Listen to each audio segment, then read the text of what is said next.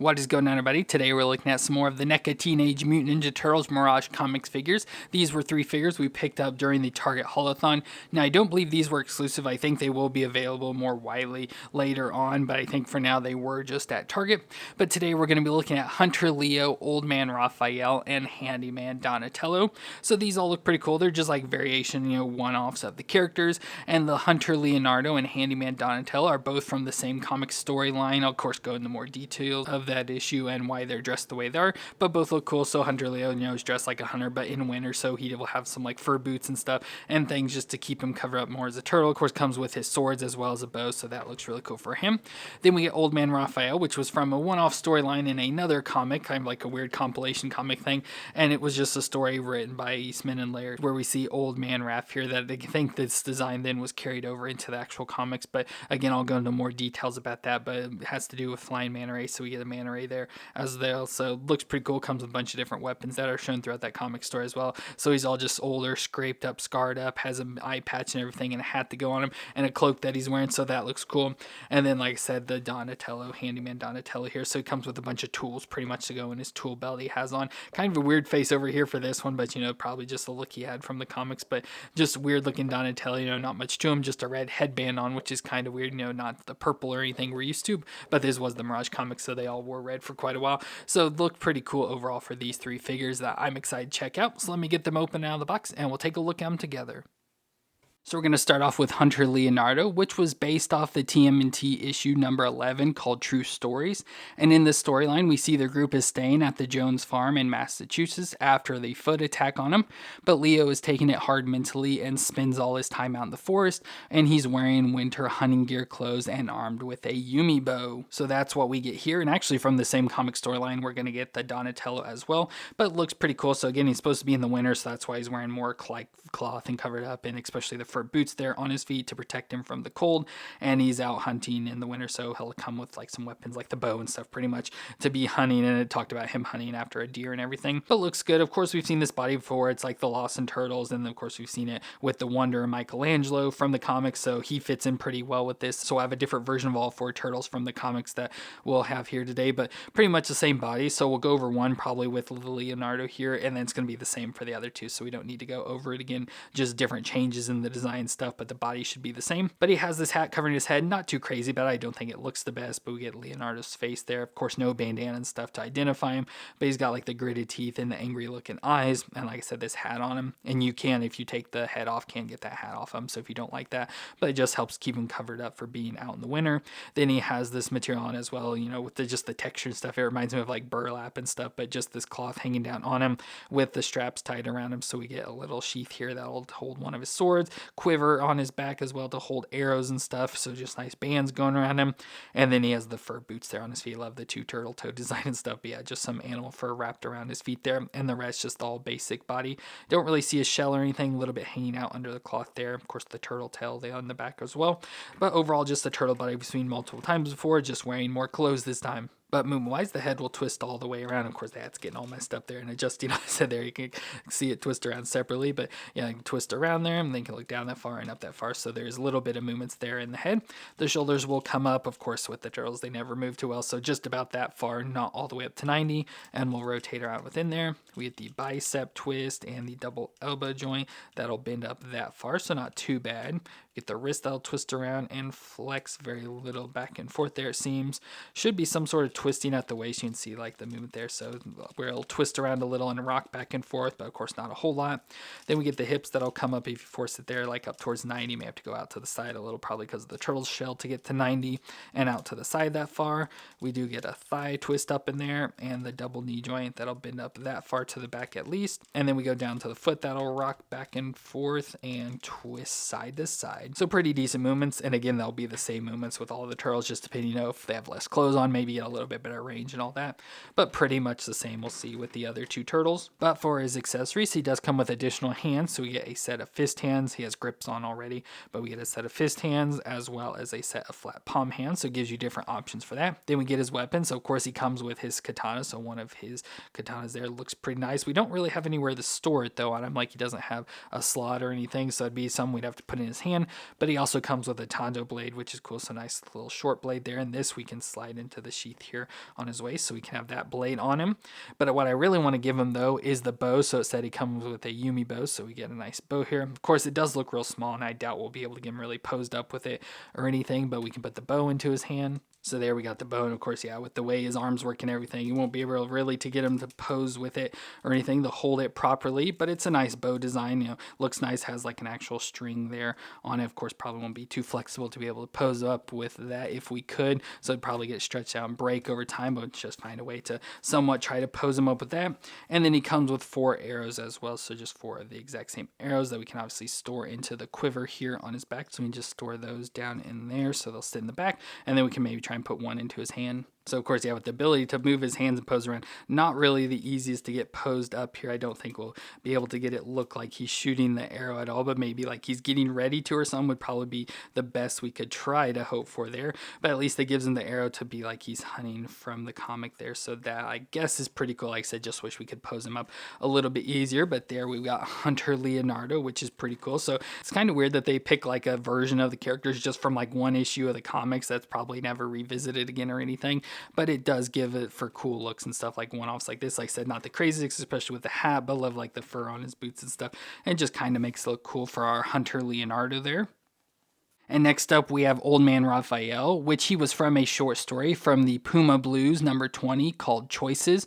And it's a future world where a hunter is trying to kill a flying manta at a reservoir, but before he can shoot one, his gun is hit with a shuriken, and he sees a cloaked turtle standing on the shore. The turtle then throws a dart and sinks the hunter's boat. The hunter makes it to shore, but the turtle is gone. The hunter ends up leaving, and the turtle is seen sitting in a tree, and we learn that it's Raphael, and this is what he looks like now. So he's mostly covered up. We do get, of course, the clothing we can put on him with the hat and the cloak, but he's got the one eye patch here and stuff, and the scars and everything all over his skin. So it's supposed to be the old age and that they've been through, you know, a lot of battles and everything over the year, so all scarred up and everything.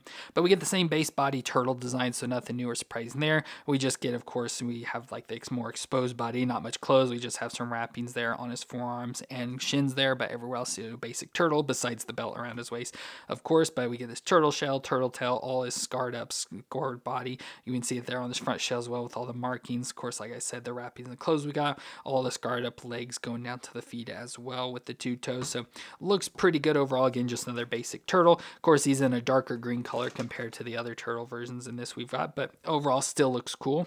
Now, movement wise will be exactly the same. Like I said, he does have less clothes, so he'll probably move around a little bit easier, but otherwise it's going to be exactly the same, so we won't worry about that. But we can give him his accessories. So he does come with some additional hands. So he's got 2 grip hands on. He comes with more open hands, so just these, and probably just pose around with it. More open hands there, as well as these hands with what look to be smaller grips there. So probably give him like the shurikens and darts he comes with, so just smaller grip hands.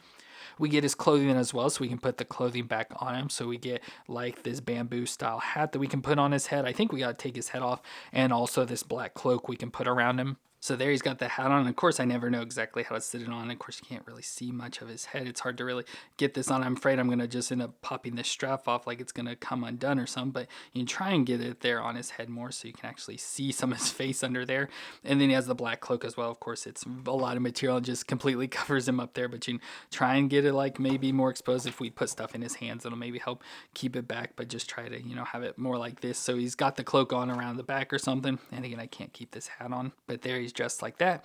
Then we get his weapons. Of course, we get his size. So we get his 2 size. He does have the slots here on the front of his belt. Of course, we'll probably end up putting these into his hands, but you can just store those 2 size there on the front of his belt. Then he comes with the shurikens, as I mentioned. So you get 3 of the shurikens. So those are what he used to hit the guy's gun. And then he has these little darts as well, which I believe it said he used to sink the guy's bow. So little darts there again with those other hands with the small grips, can use like those and stuff. And finally, he comes with one of the flying manta rays. So nice little manta ray creature we probably put into one of his hands or something there, but looks good. Just a little nice little creature, additional little thing to throw along with him. But let's go and put the size into his hand. So there's old Raphael with the size as well. Of course, too much for that cloak there. I wish it was a lot less material or would sit a little bit better on him. But there we've got old man Raphael all kitted out now. Of course, doesn't really need to have the size or anything, but I just like him to help us identify him more as Raphael. But overall, it does look cool. Love the whole scarred up body and everything. Of course, just using that same body we've seen multiple times already. But I do like that he comes with the cloak and the hat and all that, and representing that one storyline that he's from. But overall, a pretty cool figure for Raphael.